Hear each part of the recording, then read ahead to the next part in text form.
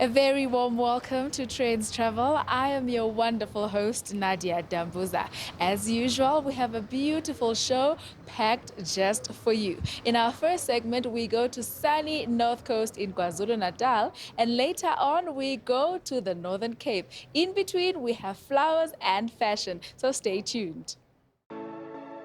KwaZulu-Natal has been known as Africa's playground for years. COVID-19 has in the past months had a negative impact on the hospitality and tourism sector. But that is slowly changing with the easing of lockdown restrictions. And now is a good time to kick the cabin fever and explore the country. In an effort to boost tourism again in the province, tourism entities are working at regaining the province's former glory and still keep the title. Blessed with warm weather all year round, the KwaZulu-Natal North Coast is where we spent the weekend. Situated right in front of the beach, this hotel offers magnificent views with lush greenery and, of course, the ocean. Early risers get to enjoy the sunrise over the sea, and it serves as a perfect backdrop for morning workouts. An intense workout doesn't feel that bad because of the fresh breeze. We had a full day ahead of us, so we headed out to the Sugar Rush Park a bit far from the coastline. This park is a farm-styled establishment that caters for the whole family, and it is home to a new wine that commemorates the heritage of the region. 1787 is our brand of wine that we have here in the Lembe district. The 1787 is a year that King Shaka was born. So it pays homage to the great king of the Zulu nation. King Shaka's burial site is here within KwaZulu municipality, and the name Lembe actually was given to King Shaka by his mother Nandi as his pet name. So we felt that it's only, wise to pay homage to the king of the Zulu nation. And the local wine, therefore, then is named 1787. Starting a big project during a hard lockdown took some guts, but they were determined to make it work. This place is a bit different from anything around the area. So what inspired it? We felt that this project would lend itself nicely to some of the other tourism activities that we have on offer in the region. The region is primarily a beach destination, but as it indicated, very rich in history and culture as well. Additional activities also include, we have amazing golf courses, world-class golf courses for the avid golfer. There's adventure activities such as microlighting, ziplining, horse riding. You can do a game drive at the Rain Farm Game Lodge. Also a lot of kids activities, which includes, the Flag Farm Animal Farm. We're here at the moment at Sugar Rush Park, which has the jump park, lots of kids games and activities, snake park, mini putt-putt, and the list does go on. The wine is named after Zulu royalty, so let's see if it is fit for a queen. Temperatures in this region go up to 40 degrees Celsius. It does get a bit cooler in the winter, but still relatively warm at around 25 degrees during the day. After all that fun in the sun, we got treated to full-body hot stone massages to take off the daily stresses and unwind. Again, the sound of the waves make it all the way more special. Overall, a beautiful and warm welcome to the North Coast. To shut down the day's activities, we laid back in the pool as the sun set on the horizon. After the break, we see what's trending and what's new in the South African fashion scene. Don't go anywhere, we'll be right back.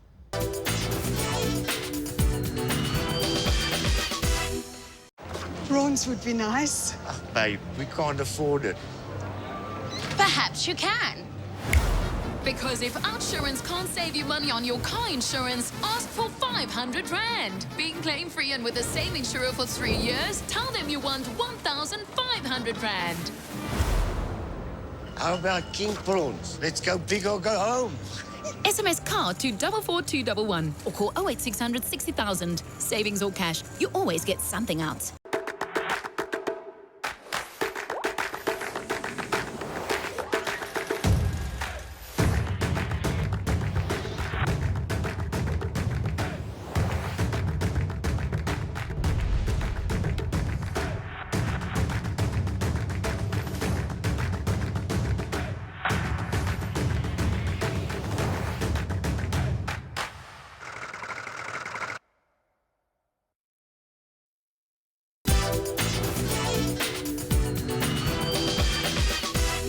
TV actress and presenter Dineo Langa is known for always rocking up looking absolutely stylish. So it was only natural that she launches her own clothing line. Up next, we catch up with her on this latest venture. They scooped the most stylish couple awards at the SA Style Awards 4 years ago. Even when they make public appearance, they are dressed to the nines. In most cases, wearing matching outfits. Now, Dineo Langa and her rapper husband Zotile Langa have ventured into the fashion industry with the launch of the clothing line called Pond of LNG. The range consists of African print garments, ranging from stunning sunny dresses to shirts and stylish suits. My husband and I were red carpet darlings. A lot of people would look forward to what we're wearing. We'd get tweets of if it's a Durban July or it's a Met, looking forward to what Dineo and Sola were. We lived through that for many, many years. And then we realized that our enjoyment of fashion and style became supporters' enjoyment of our fashion and style. We had supported a lot of brands by the time we got to this point. So we decided we should actually just step into this realm because we can definitely do it if we put our minds to it. And absolutely, it's been a labor of love, but it's also been challenging. So we decided first to have a range that caters to traditional weddings. We got a behind the scenes of their latest plus-size range. So we do a lot of shooting. This is where the magic happens, where we try and speak to people's tastes when it comes to clothes. Come along. This is a new colorway for our mini ruched dress. I told you that we are going in the plus size direction. The inspiration behind this was literally wanting to get back to myself, to feeling like myself again. So I literally was like, I want to wear a mini dress. This is our slip dress. Inspiration behind this dress was its versatility. It's very much on trend in the market. So I wanted us to create something that's there, but also something that the woman can change. You can wear it as a midi dress. You can wear it as a dress that goes up to the knee, or you can wear it as a short dress. Another one of those dresses that are basically one of those feeling like yourself again and feeling how cute and flirty you can be. You can wear it on a picnic date. You can wear it on a night out on the town when they allow us to go out on the town again. My father said a man's land is his kingdom. Acting being her first love, Dineo has bagged yet another leading role on SABC3's new series called The Estate. The Estate came in the form of a brief, and they said, we want you to audition for this character. I was like, okay, auditioning again, self-tape. And then it went quiet again, and I was like, okay, don't put your heart in this, move on. How? Jiggy jiggy. I get a phone call. Hey, we want you to come play Makwena. And I was just like, oh, okay, cool, great.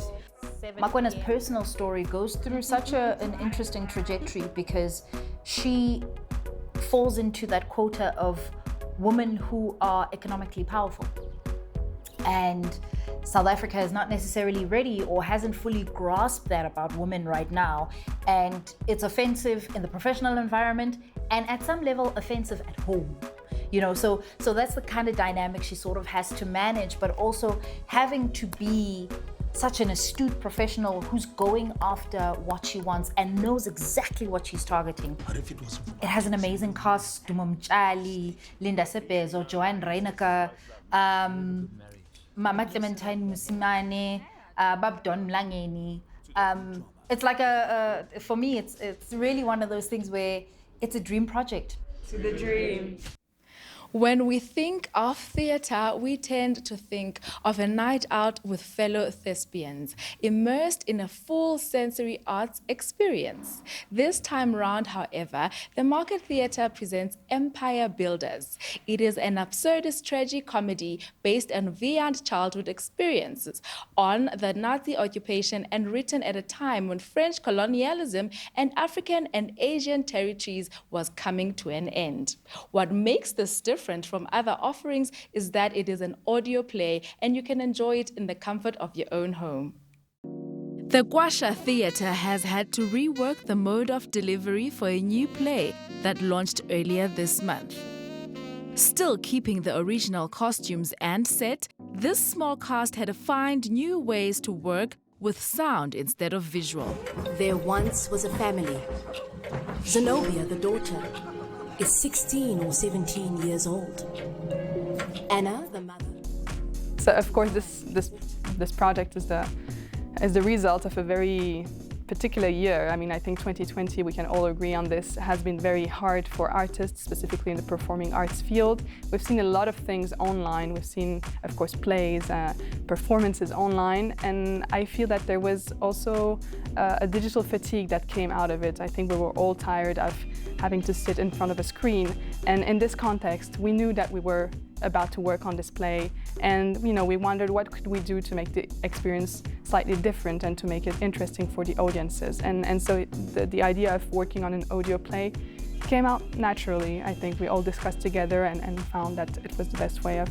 We used this binaural technique, which is, just to give you this background, which is actually, well, it means that the sound is different in both ears. So when you wear a headset, you don't have the same sound in your left and right ear, and that gives you a feeling of space, and you really actually feel that you're in the middle of the theater, which is a very nice experience. I think as somebody listening to the play, you really can feel that you're a part of it, and that's awesome.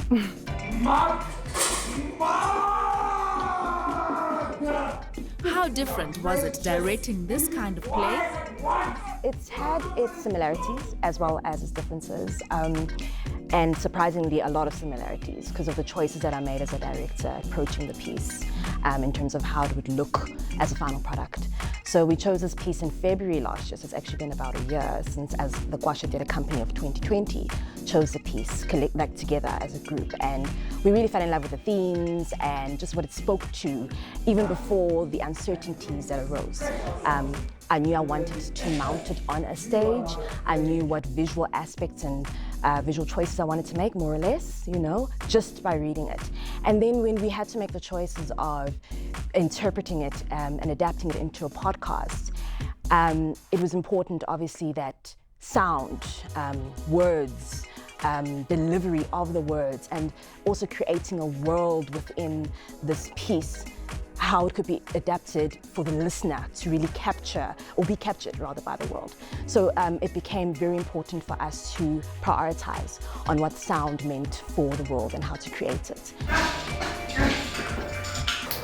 When I made the choice to go binaural, then I felt like it was important for me and the cast to have an experience ourselves, a normal experience. So I actually mounted the piece in a very simple way. We had some props on set. I created a simple set as well for the actors to actually move in space. I mapped them around the space so that they also knew that they were being blocked. They were not just speaking into a mic. They had to have a conversation with the mic. They had to form a relationship with the mic, which are things I had no idea how to do. So with the help of Yogan and the cast as well, we developed that skill, which was very important as a young theatre maker, because you need to develop skills. People have been told these stories or types of stories from a young age. People have listened to radio plays. Yeah. But what I did, and I think did quite successfully, is that I merged the two. So it's been a historical medium to have radio play, but what does it mean in this day and age? Yeah. And that's what I was able to do. And also, these are youthful voices. These are the youth speaking about really important things. Toxic masculinity, alienation, marginalization. We've had, a really great group of young theatre makers, great actors, who were really invested in telling this type of story, and that's new. That's new, because often radio plays now, the idea and the concept is quite an old concept, but how do we go old concept with new binaural experience? So it's the play is in 3 episodes of 20 minutes, and they're out. Those 3 episodes are out for the month of February, because we wanted to, give an experience for a limited time, of course, and we're going to partner as well with schools to have the play broadcast in schools and in classes and be able to work on it in this environment. Things are looking a little different at the Elevate rooftop venue with very little movement. But don't despair, the pandemic will be over and things will get back to normal. In the meantime, keep your distance, wear your mask and sanitize. We'll be right back. Stay tuned.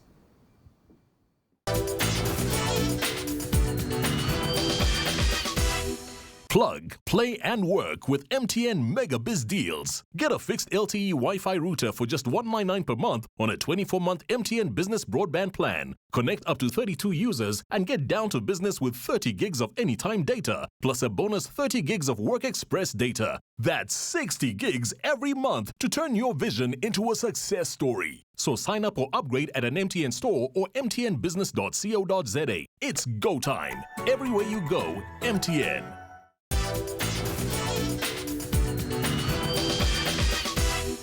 It makes a lot of sense to spend money on an interior decorator in order to get the experience and advice that you need when designing the look and feel of your home interior. So then why not do the same for the exterior of your home, namely your garden?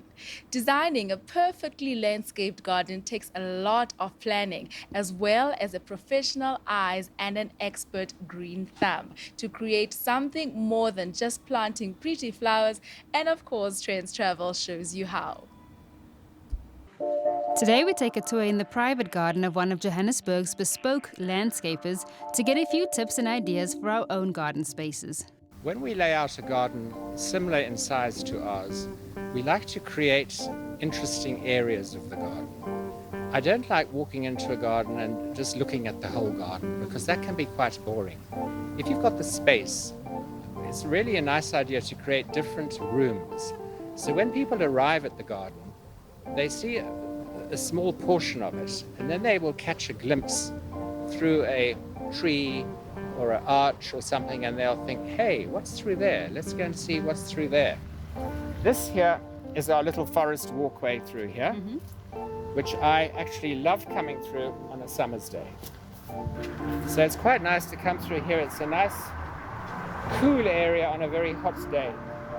And it's nice and hidden away. Nice and hidden away. Come here with a good book and just sit. Come here and just sit and hide away. And you know, and the nice thing about it, you catch glimpses of the garden again through. And of course, this forest area here was created as a screen because of our winter, the cold that comes in winter for the garden. Yes. Because we used to get a lot of frost, so we don't do that anymore. And then you sort of come up on it, and you view the water feature from another angle over here. We don't keep fish anymore because the birds always take them. And I mean, so I'm giving it up with the fish. The frogs can have it. Frogs and the tadpoles. And then, you know, you can have your bits of statues and things in the garden as well. Secret garden. Yeah. And then up here, as I said, we created a nice, also a little quiet, also a shady area to sit in. You've got a nice vista of the garden from here, from this portion of the garden again. We're going to go into the Japanese garden, which is through there. Okay, so then we will sort of go through to the other part of the garden.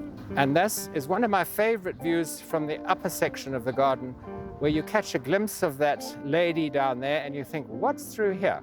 And this here is our Japanese style garden, which again is a totally different style to the rest of the garden. And we've got a nice hedge area that we keep clipped up there, which sort of cuts it off quite nicely.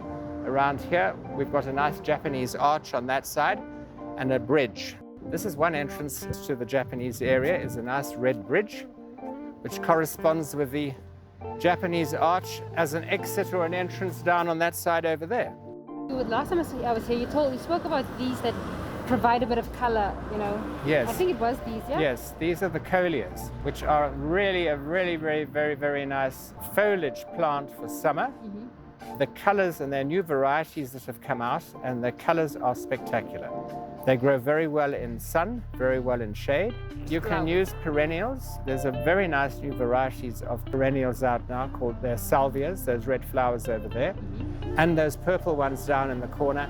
There's lots of varieties of them, and they are really very, very rewarding. then we go through. This is another doorway. This is another doorway that goes down to the lower area, down here, after you. So we like this area to be really nice and colorful because it catches the eye, and people love color, as I say, and their eyes are just drawn to it. There's another type of salvia over here, which is a very, very nice, and it's called hot lips. You see on the end there, there's a nice red hot lip. Like me. Mwah.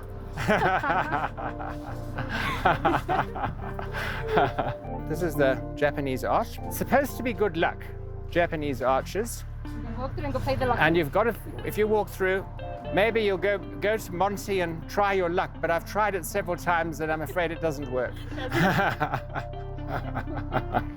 And of course, you catch a glimpse again of the house and all the different shrubs. If you look at the different, you've got variegated yellow shrubs, dark green shrubs. By planting different colors of shrubs, you create depth to the garden and a 3D dimension, and it pushes everything away very nicely. Ah, so it's very artistic. Then we are taken to yet another garden room. I like the way these are described. Yes, these are called sun patients. They are actually extremely rewarding. They grow in full sun and shade, and they're actually a very, very nice plant. So what are these, like white? Now, those silver plants. Yes. Now that's quite interesting. They were only brought out beginning of last year. They're called angel wings. And if you just feel it, it's like a leather. So soft, yeah. They were only released beginning of last year by the nurseries, and it's the first time we've seen them in the country. If you have a sort of a bright moonlight night and you come out here, they actually sparkle. And how do you decide to do your formal garden? Because I see they're everything's all separated and... Yes, well, that is divided into 4 quadrants with walkways and a bird bath in the middle.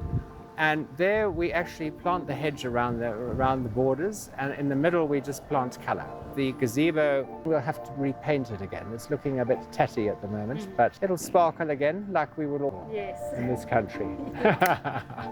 In the far back is a different type of garden altogether. This one needs full sunlight and can be spruced up with natural rock features and even concrete sculptures. It's the succulent garden that is filled with many variants of these thick, fleshy and engorged water-retaining plants in shades of green, purple and even red. But what is the most important thing to note when trying to get your own garden to look this beautiful? If you don't do your basics right and bring in your soils and get your levels right that match the house and the terrain of the property, no matter how much money you throw at it in the way of plants and things after that, it'll never look right. So always get your basics right. Get your levels right so that they flow properly. If they don't flow properly, the garden won't flow properly at all. And everything that you see here, we planted. Since the lockdown has been lifted, we've had so many gardens that we have done where people are working at home now, and they are looking at their properties, and we've had to upgrade a lot of gardens and fix them up because they are wanting their own home environments to look pleasing and relaxing and for them to enjoy because they're at home the whole time. The Kalahari Transfrontier Park is amongst Africa's largest and extends over 38,000 kilometers, a territory almost twice the size of the Kruger National Park. Now, the park is jointly managed by South Africa and Botswana. Now, the border within the park is unfenced, meaning the wildlife is free to migrate. So we visited the park to marvel at the natural wonder. The Kalahari Transfrontier Park, a vast wildlife preserve in Northern Cape's Kalahari Desert. Due to the dry, hot weather, the landscape here is often dull with very minimal greenery. The animals have learned to adjust and survive with minimal vegetation. Until of recent, when South Africa experienced rainy weather in some provinces. In the Northern Cape, these are the stunning results. The Northern Cape has so much to offer. Yes, the rain, we are grateful for the rain. It certainly has transformed the landscape. When you think of Kalahari or desert, as you've said now, and the landscape has been transformed completely. In 2011, we also had exceptionally good rains, but we have been experiencing serious drought for the past 7 years. Well, what this means for the people of the area, it's a complete transformation.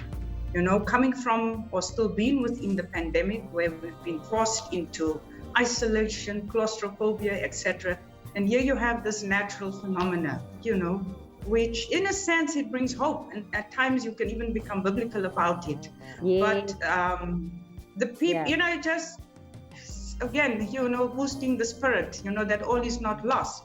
Obviously for the animals, they themselves must be overjoyed, because there's enough food, they can move around, there's plenty water. So it's a happy balance. With this much land and so much greenery, all the rivers in the park are full and the animals are free to roam everywhere.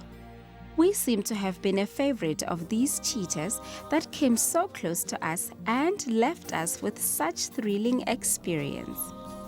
So we saw a huge diversity of wildlife here at the park, and we had the opportunity of seeing an owl. We literally came across an acacia tree, and in this old sociable weaver nest was this spotted eagle owl that was looking straight at us, and you could see the color and the texture in the eyes of this owl, which is just an incredible sight to have seen. And as we carry on driving down the road, next thing we saw one of the, I think it was the ground agama that was on top of a tree, or on top of one of the low bushes, and it was doing, push-ups on the top of the tree.